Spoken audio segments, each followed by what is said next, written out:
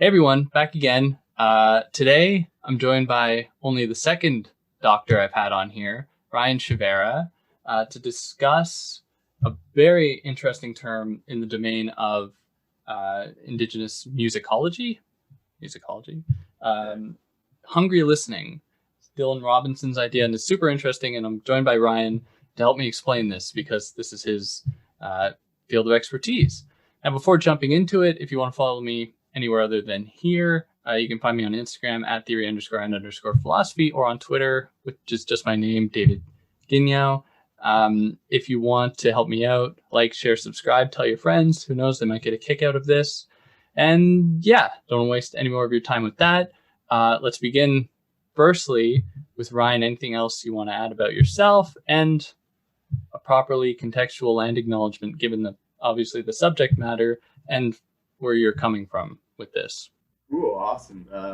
Yeah, well, thanks for having me, Dave. I appreciate the invite and the opportunity to discuss what I what I think is like super obviously relevant and important work on the part of Dylan Robinson.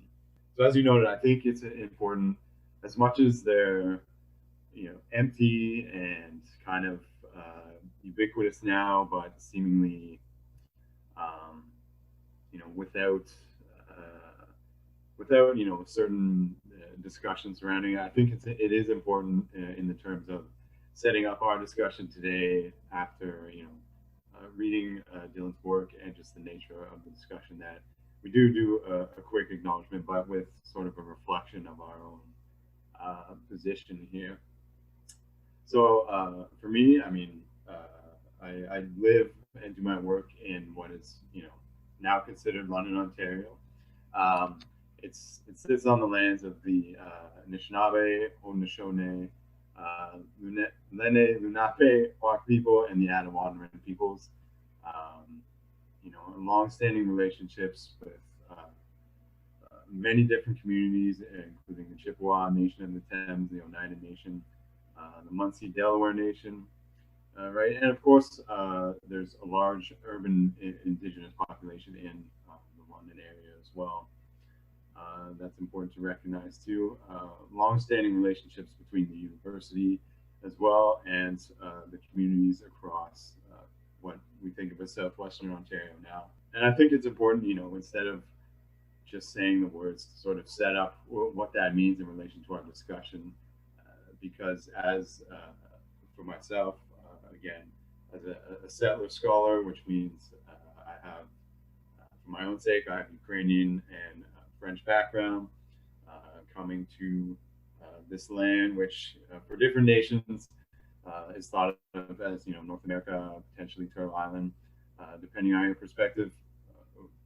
So for me, it's important to kind of reflect upon what that means as a settler scholar engaging with this work and doing it on the land of other peoples, and in this case, in London, Ontario, as I said, Anishinaabe, Haudenosaunee, and Lenape and Attawattaman. So that's sort of, I think, important to set the discussion, because what Dylan Robinson gets into, a solo writer, a scholar, um, musician as well, living and working and writing in what's considered Kingston, Ontario now. I think he asks readers of whatever descent who are engaging with his work to sort of set their position and think about how they're breaking down and engaging with what we're thinking through today is hungry listening. But it's important to add as well, for those that want to contribute in any ways to the ongoing Indigenous struggles, especially against the Canadian government and various other corporate interests that are trying to push through Indigenous land, trying to seal certain oil futures for Canada at the expense of Indigenous heritage, Indigenous land. There are many ways to contribute to those causes, and I'll leave links in the descriptions there. And if anyone else is more curious about what Ryan said as far as the specific nations upon which where we are now situated, in my YouTube info section is where I've placed my my own like acknowledgement of these various nations, where you'll be able to see how they are spelt because it can be difficult for you if you wanted to look it up yourself. That could be a good place to start. And yeah, so when it comes to actually listening, what Dylan Robinson is on about is giving us not only, I'm using this as a kind of segue into his discussion, he's not only giving us a way to understand music, but as a way to understand or to think about how certainly people that are descendants of certain colonial regimes, how these people can develop a certain ear to listen to others. But he specifies, or he qualifies that it's not just listening for the sake of listening, but demands a certain reflection upon that listening, so that the type of listening we're fostering is not simply in the way of maybe appeasing white guilt or appropriating other voices. So as far as this term goes, Ryan, I know that there are many indigenous terms that have been translated into what we call, and what Dylan Robinson calls, hungry listening. How would you give that history of that term as he kind of lays it out? Like, what do you think is important to mention about that? Yeah, that's a good question. I think an interesting one, because it immediately gets to the heart, I think, of what Dylan Robinson's discussing. For one, it puts me in a position, sort of that uncomfortable position already, and the challenge to consider and reflect upon how I'm engaging with the material. And again, listening to the discussion and the writing and the composition and all of that. There are moments where I think it's helpful to break down the terminology, for sure, as Dylan does. But I also think I take a step back immediately and start to think, well, okay, the hungry listening that Dylan sets up is clearly from different, as you said, words in the Stolo language, which in one sense, I feel I should be making an attempt at characterizing and speaking, but I also feel like I have no complete contextual background of the pronunciation of any of the different setups of the alphabets and all of that.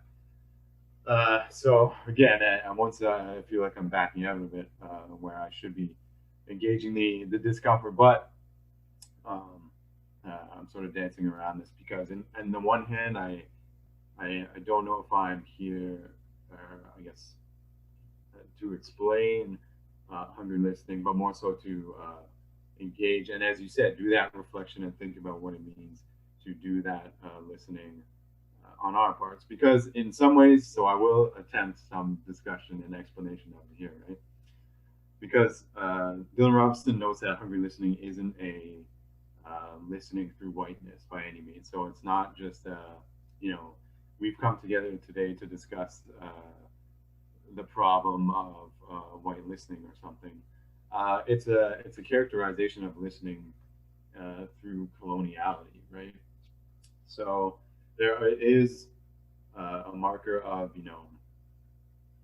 what he discusses as there are Asian American hungry listening structures, and there are experiences of indigenous people under these hungry listening structures, and they're the same way that settlers of this and that descent, whatever it may be, engage in this hungry listening because it's not reduced to a sort of racial identity by any means.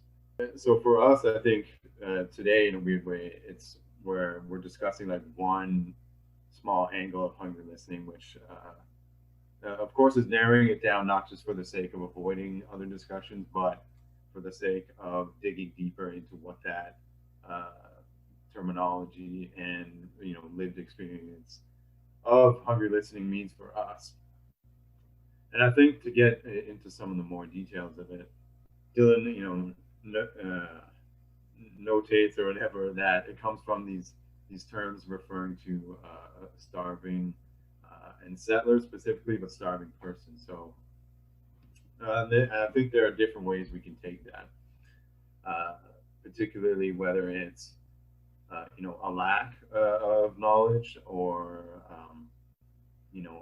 as he clearly says and identifies a hunger to consume and just as you said already, appropriate knowledge. There are different lines and avenues that this hunger kind of refers to. And I think on the one hand, the lack is something that is necessary.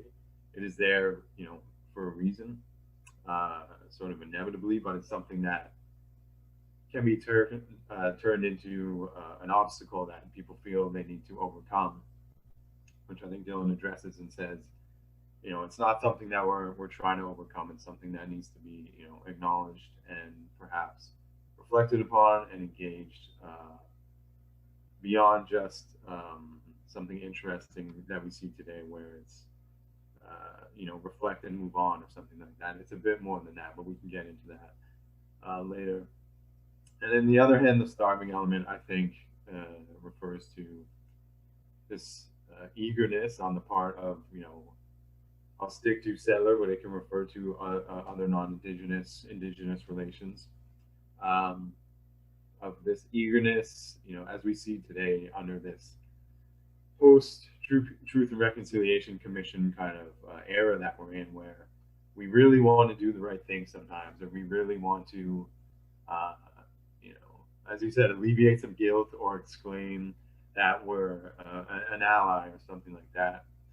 But I think part of that is a misstep that this hungry listening is naming. That as well intentioned as some of these things may be, we're moving a bit too quickly beyond some of the processes that might be more beneficial, and beneficial not in the sense of we're getting to an endpoint that we can check things off and pat our backs, but beneficial in the sense that while we're actually doing some of the digging and engagement. But before I keep rambling, I'm kind of interested to hear what you felt or what your reaction was to when you saw sort of this starving identity of hungry listening. Yeah, well, I guess there are a few things I would say about that, and that would be to add that from this book, which I have here, and I'll show anyone that would want to look it up and buy it. This is the cover. So if you're looking for it, this is what it looks like, and it's a great book. But toward the beginning, he makes a very interesting move, and just interesting from my perspective, not having seen that before, where he actually asks non-Indigenous readers to skip a whole section because it's not for them. In which, and I didn't read it. I don't actually know what he discusses there, but I assume it was a way to speak directly to his Indigenous community and those that identify among the Stolo people and otherwise. And so what that does, I think, certainly is demand that this project of allyship is one that demands people learning how to shut up, because there are many efforts on the part of colonial settlers to speak, and they speak too much, speaking on behalf of others, which, in order to immediately kind of challenge, demands listening. But like you said, Ryan, when we're discussing listening, it's not simply about colonial people listening to people who have been colonized, in this case, Indigenous people. It is quite multifaceted, and what Robinson gives us can really be a way to discuss how people listen across many different identities, many different nations, many different ethnicities. And so it demands that we really interrogate our own subject position and what our listening necessarily means, and the association with a certain hunger. And I remember him adding that historically the term, which I wouldn't be able to pronounce in any way, was also meant to refer not only to literally starving colonial people who would have died without the help of Indigenous people and Indigenous knowledge, but these were people that were also starving for wealth during the gold rush. And so this image is not only of someone that is on the verge of dying, but someone that wants to consume endlessly, consume the land, exploit resources for their own benefit without actually reflecting on that, that thing, like the world being a thing that has its own kind of essence that we are hurting violently with our uncritical consumption. And so I think that this reflects or relates to this notion of listening in that it demands a certain reflection upon listening, so that we aren't just committing this kind of hungry listening, trying to consume what certain like feminist scholars call the other, as being this site of interest. And there are many different other implications for that, especially when certain indigenous knowledges, certain indigenous cultural icons are used to proffer up a kind of Canadian national identity, like we saw in the 2010 Winter Olympics, right? Where suddenly Canada was all about demonstrating indigenous heritage, which of course was just a mix and match of different ones that fit a certain kind of imaginary idea about what an indigenous community looks like, what an indigenous person looks like, which is of course totally detached from any kind of reality. And I would like to say on the side, Ryan, that I just read a book by Kyle Mays, who's do you know him? You know his stuff? Yeah, yeah. I think Afro-Indigenous scholar. He did his dissertation in Michigan or Detroit. I think is that the one that's his Yeah. adopted? Yeah. Yeah. And he makes the interesting case, of course, that like indigenous peoples have a very long history with not only with this kind of in how they are constructed in terms of living in certain places, but like there's a very prominent indigenous urban population that is often like erased, and indigenous connections as far as music goes to hip hop, to jazz, to blues, that is often erased. And how this entire history is something that is important to consider, not only when we're considering the history of music and how many of the different genres that we come to know and love have been kind of influenced by indigenous culture in somewhat indirect ways, yet still very significant ways. It's important to acknowledge that. And when we begin to do that, we can see the kind of complexity of the project of listening and what it necessarily requires, without laying out a schematic as to how to properly do it, but points us in the right direction to motivating this kind of discussion, so that we're not just replicating a kind of hungry listening just to consume for the sake of consuming, and not respecting. Yeah, I think what's been interesting about it lately for me is this kind of twist that we've seen now, where if there is a greater recognition, hopefully, that the world is finite resources and it's reaching a particular limit or threshold. Now we see the settler, state and construct and structures adapting it to be like, well, can we mine the histories of indigenous knowledge now to save our way of life? And like you said, it's completely centered around the idea of consumption and extraction and all of that. But now it seems to be flipped at, well, we want to consume indigenous knowledge, indigenous ontologies, epistemologies, all of that, to beef up and fix or repair our settler way of being and understanding, and that so we can continue to consume, extract the land, bodies, knowledge of indigenous peoples.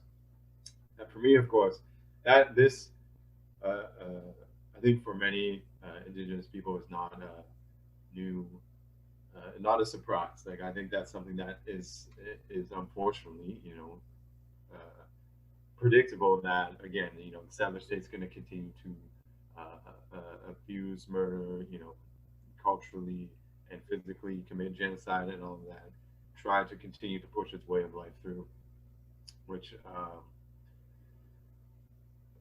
of course that's just astounding. But in terms of hungry listening, it's we see the attempts in inquiries, the commission itself, Truth and Reconciliation Commission, which I think on the one hand have some sort of benefit, depending on this revealing, or if there are certain people from certain nations that want to speak trauma and be heard on a national level. Of course, national, I'm already referencing that in settler terminology here, but um, there are certain elements of that that are helpful. But on the other hand, we're seeing this inclusion without reflection sort of practice that Dylan also gets into throughout the early part of the book. And of course, if I haven't mentioned already, Dylan is engaged with the discussion about what he rephrases as art music, which refers to on maybe a more settler side as classical music, or uh, mostly classical music, I think, but sort of this European terminology and written structure of music and performance structure of music. And so he reframed it in sort of this indigenous plus art music, which again, it sounds weird and uncomfortable, but if as I say it, I can recognize that I'm already discussing it, but not really getting to the core of it, because there are things there that I cannot pull from, and it's not a cop out to say, well, I can't understand it, so I'm going to half engage with it and pull what I can get from it and move on. It's meant as sort of a recognition that there are things there that are refused, and like you said, with uh, the section at the end of the intro, that is a refusal, a pushback to speak only to indigenous peoples, and refuse that this sort of desire and need to understand everything, or categorize everything, or consume everything, and dump it or move on or whatever it is. But the indigenous plus art music refrain is an acknowledgement of the poor approach to inclusion that we are seeing more frequently now, whether it's through Black Lives Matter movements, or as you said, protests against pipeline advancement and oil refineries and all of that. Um, we're seeing an inclusion and a desire to be included on the part of settlers, and be involved in this and that, and be at the center of it. And on the other side, we're seeing inclusion in the sense of, well, if we include you and do these inquiries and commissions, um, or we include you in our identity as a multicultural nation for our world display for the Olympics or something like that, then we are, on multiple levels, we're pretending to alleviate our guilt or responsibility, and also we're doing the work of inclusion, so we're getting better, right? But I think Dylan interrogates this quite well throughout the book, and again, I won't take or believe that I can unpack it all or take the time to do that, but uh, his interrogation of inclusion, I think, starts and directs it towards the settler, and not the indigenous person who already, I think, as we've seen through other work like Glenn Coulthard and Leanne Simpson, Audra Simpson, is that the inclusion is a falsity, but that the settler recognizing that the work of inclusion is not really the process being called uh, for in the case of Dylan's work, or being as beneficial as we might think it is.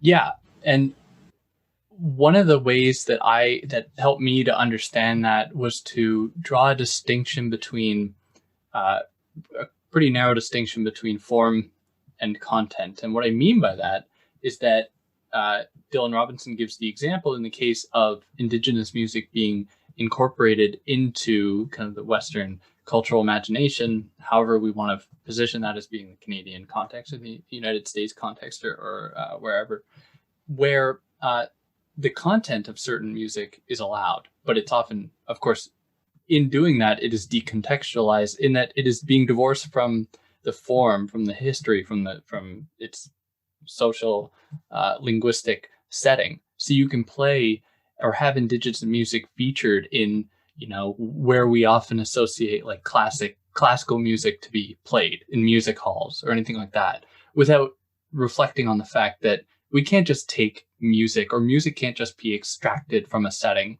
and placed in another setting, and it will retain the same meaning. That would be it's totally it doesn't really make much sense, or it seems like a pretty intractable thing to do. In that, to kind of vulgarly do it the opposite way, we probably wouldn't imagine seeing like an orchestra playing music in on a playground.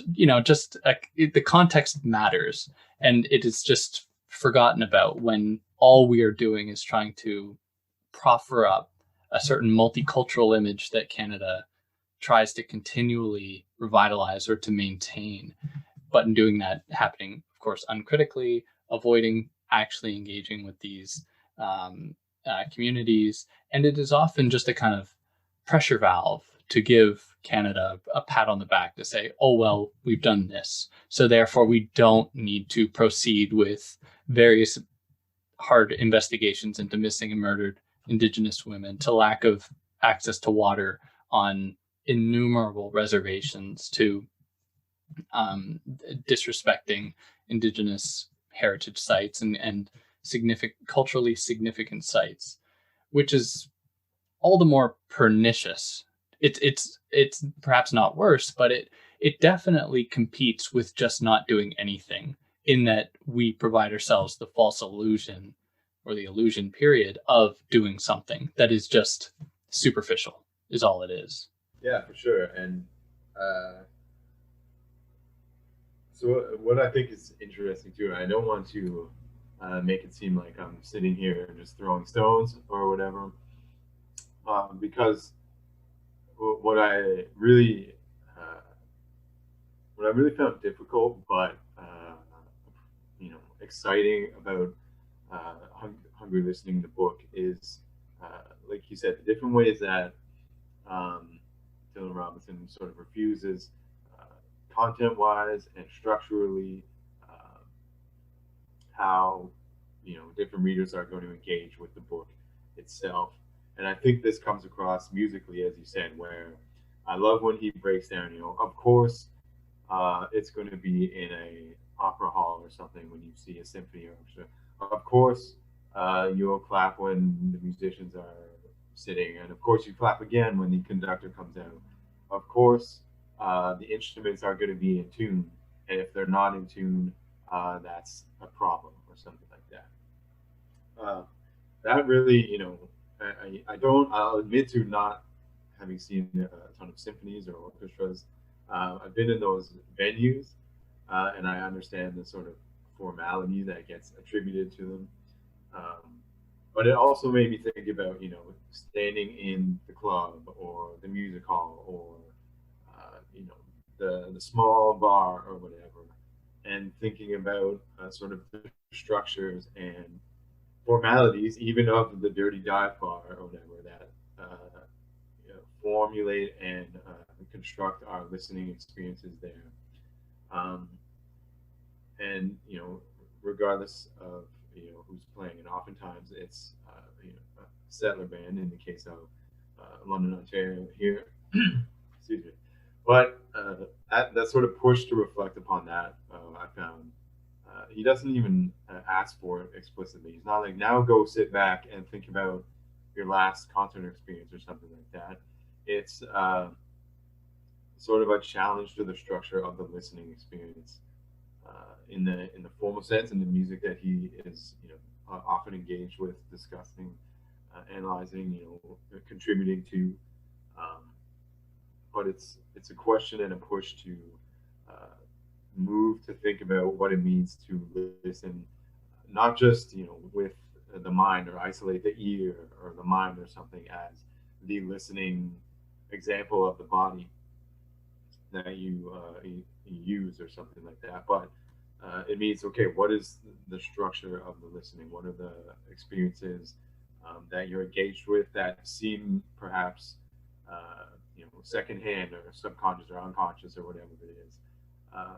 So I guess I was kind of curious as well. I don't mean to keep tossing questions at you, but did you have sort of a moment where you went to listen to music again after reading the book, and necessarily was like, oh, more aware of it, or did you kind of was the listening more about the writing itself? A little of both. I think for my own part, some of the biggest kind of cultural influences in that domain have been like A Tribe Called Red, and Buffy St. Marie. These indigenous musicians who I'm kind of very interested in, not only with their music but their political projects as well. And I one of the things, and this might be a little bit I don't know, giving myself up a little bit, but there was a tendency within me to look upon or to romanticize indigenous music in a way that I think is replicates the same kind of systemic form of oppression that I'm ostensibly trying to interrogate. And what I mean by that is that there's a tendency, or at least for me, there's a tendency to look upon that music as being just like naturally better or being more in tune with maybe a so-called truth of the world or the universe or something like that. And while I can't obviously say for sure whether or not that's the case, that is part in itself of this kind of cultural imagination in romanticizing this past to, what is now formulated as Canada, and it having this heritage that goes all the way back to these more pure forms. And in doing that, it not only kind of irons out the intricate differences between various different indigenous nations and how they conduct their music, how they conduct their listening, and just kind of romanticizing them as this like site of possibility, for the theoretical term or the theoretical kind of connection here, like the Deleuzian idea of just becoming, like you just pick something and there it's like a site of possibility, and then you can just become that. And that just kind of mirrors the logic of late capitalism like nothing else. Like, oh, that's something I can go and exploit. That's something that I can make myself better with, to make myself more in tune with what we've just kind of arbitrarily called like more natural or more real. And that is just a way to replicate these structures. And so in that way, I think that coming to terms with, because it's all too easy to say, oh, we just need to listen. As soon as you start to interrogate that very act of listening, to consider how that listening replicates the same system, then it comes down to really getting at the core of our own prejudices that we just don't see, that we just don't engage with. And that is, for me, I guess, the most significant thing that came up as a result of reading this text and really engaging with this idea. But I guess I would like to flip that script back on you and wonder how, two things. What did this do for you in the same way as you asked me? But how does this figure into your own work? How do you approach this idea, hungry listening, with your own, because you just recently finished your dissertation? How does it figure into there? Yeah, I think uh, I'm glad you flipped it back to something, but because I think that's part of the discussion.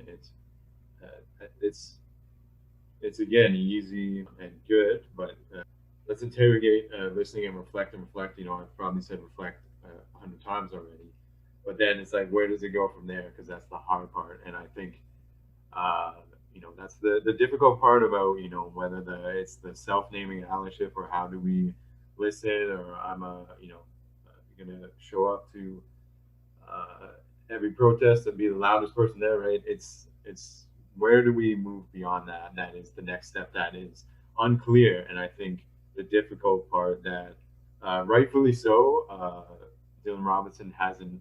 He's not. His next book isn't a thesis of how settlers are going to listen properly to, Stolen people or something like that. The work is meant and needs to be done on the part of non-indigenous people in whatever area, background, population you are, community member you are a part of. That work needs to be done on your time and on your part. So it's good. Again, another long-winded turn to get to the answer to your question, but I liked his point that perhaps a decolonial listening, or an unsettling listening, or whatever it is partially becoming not familiar or unfamiliar or not even knowing what it means to listen anymore. And so that's a horrible paraphrase, but the sense of not understanding what listening means anymore is, I think, part of the process. And of course, it's not as like, oh, I don't know what I'm listening to, I don't understand it, so I must not know what listening is. That's two different things. Um, so for me, like personally, I think I as well have been interested and excited by the work of A Tribe Called Red and DJ Shub when he broke off and Buffy Saint-Marie. Um, I was listening to "Come and Get Your Love" by Redbone again before this, kind of the classic rock element of it all. Um, different electronic artists that are really sort of pushing different boundaries and mixing sounds and all of that. But uh, and in the same way, I think you're right. I also have a tendency to romanticize and set up utopia in certain ideas, which is perhaps a fault, or it is a fault as you outlined. But I think sort of the difficulty then of trying to, well, how do I listen differently? How do I listen better? What does it even mean? Right? How do I listen to my own listening or think about listening while I'm doing that? And it seems so abstract and far fetched, but it's all a bit of engaging with the understanding of your own positionality as forming your listening experience, from what I understand, right? So there are different contrasts of. Uh, I used to think more, even in the writing of my dissertation, that it's a sort of deep listening. That's what is beneficial, whether it's a deep listening on the side of indigenous artists like Jeremy Dutcher or Maliseed in what we call New Brunswick now, and his listening to recorded versions of his people from years past, and reclaiming these songs. Right, and that's a deep listening, and a deep listening on the side of the settler then is really understanding what is um, not understandable and what's being told to you in the performance and in the song. But I'm not so sure about that anymore. I think deep listening, as I think Dylan uh, asserts in later in the book, perhaps, is that deep listening might also be a bit of a misstep in um, trying to push deeper to understand what is happening in the music, in the song, um, in the European sense of notation or performance structure, as we mentioned earlier. But I think stepping back from that and you know turning the wheels again on yourself, which uh, feels weird and sort of perhaps Freudian or psychoanalytic or something like that. But I think it pushes against that as well. And I'm not trying to say it's the savior philosophy that pushes against everything or whatever, but I think encouraging a listener to sit within themselves, which I know is the hot topic these days. Get uncomfortable and you don't understand what you can't understand and all of that stuff.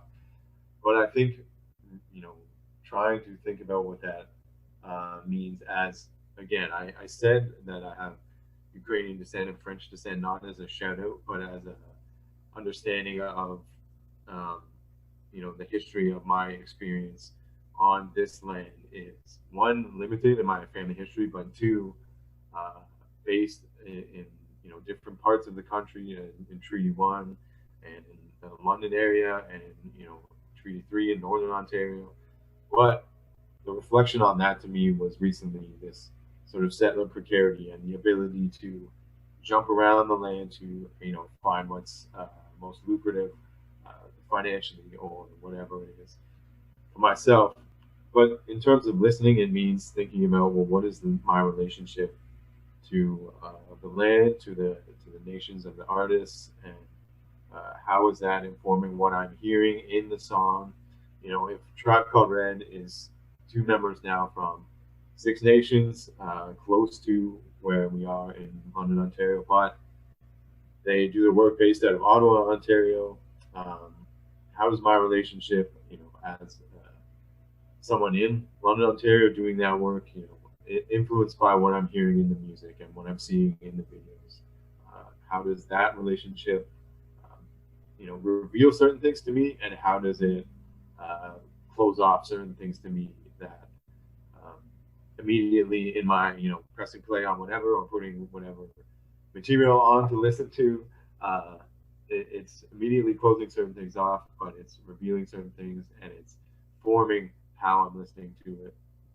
So I know that was long already, but to get to your second question, it kind of connects up here because I think what I took from most from Dylan's book, in terms of hungry listening, was uh, learning to shift the listening in the voice, in the lyrics, in the sounds of the voices, in the sounds of the instruments, in the sounds of the beats or whatever, be they computer generated or instrument.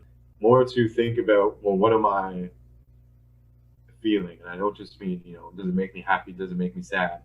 But what is the sort of effective discussion going on there, which is something Dylan starts to push more throughout the rest of the book as well. That it's an encouragement to think about what are you hearing, and again, not just through the ear or through the mind, but what is the bodily experience, and what does that start to say about your connection to uh, place, people, community, position, all of those different elements. And it's been a struggle, right? I've written a bit and a few different articles about listening to certain pieces and artists, and other settlers listening to certain pieces and artists.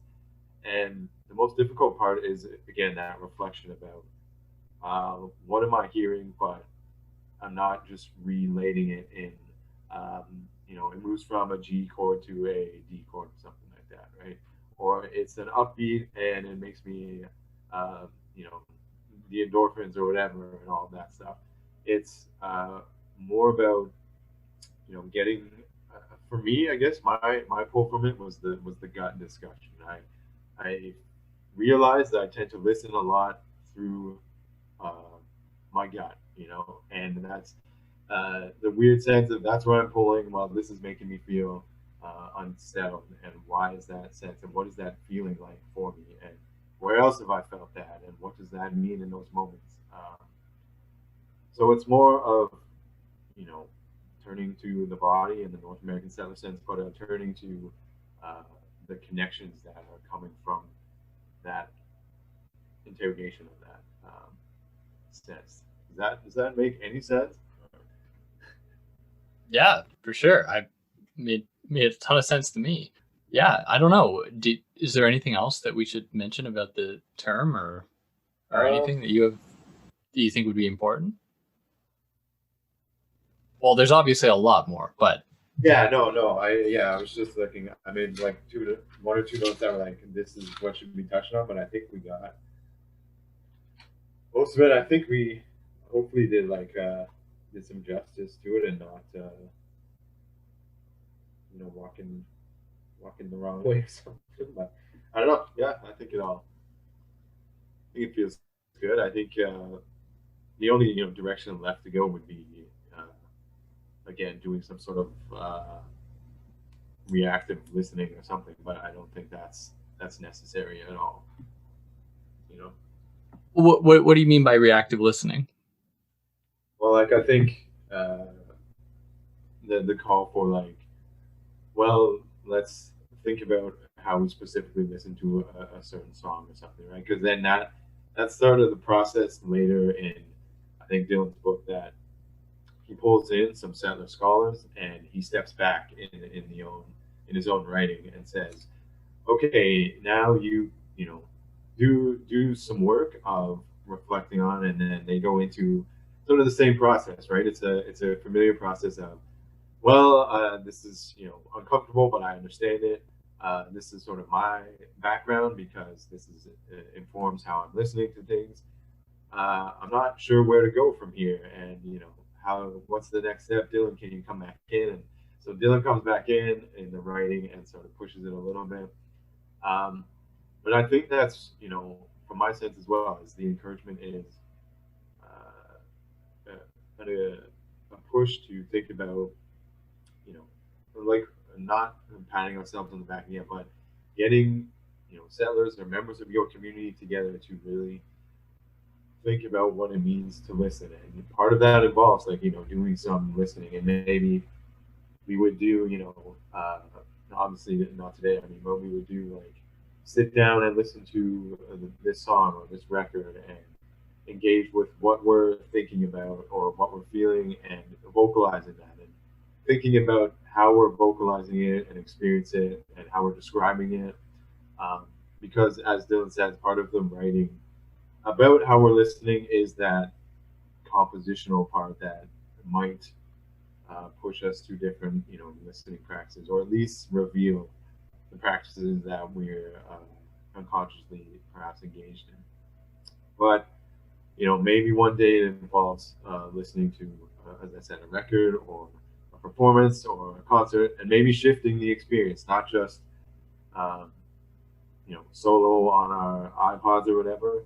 Maybe it's a group setting, but maybe it's a group setting in a park or a group setting, whatever, just to shift that multiple experience. And over time, right, to think about, well, on our initial listen, this is what happened and what we thought about it and how we vocalized it and what we're think about that. And then 2 months later and months later, and sort of that, how are we really continuing to engage that listening experience and the making unfamiliar of the listening experience. Yeah, that's great. That would be a really good exercise to do for others, like on here. Uh, the only problem with that is are these greedy corporate copyright companies that are like, oh, you want to play music on YouTube? Have fun with that. Yeah. But I mean, as far as the exercise go, I couldn't think of a better, as far as an engagement specifically with music, a better way to do that. However, however, I think that it demands, like, at least what uh, Robinson is suggesting, demands not only the capacity to listen, but the capacity to convey what your embodied response is, like your the effective dimension, which, and I would hate to generalize, but colonial descendants don't have. Speaking about our emotions is a very difficult thing, and people tend to refuse to engage with that part of themselves, which might be a product of just general, maybe Western detachment from feeling generally in favor of, rationalism, whatever kind of idea we can insert in there. And I wonder how that might be something that might come up as a barrier to realizing this reactive listening, or really promoting a fulfilling engagement with a piece of music, be it on a record or whatever.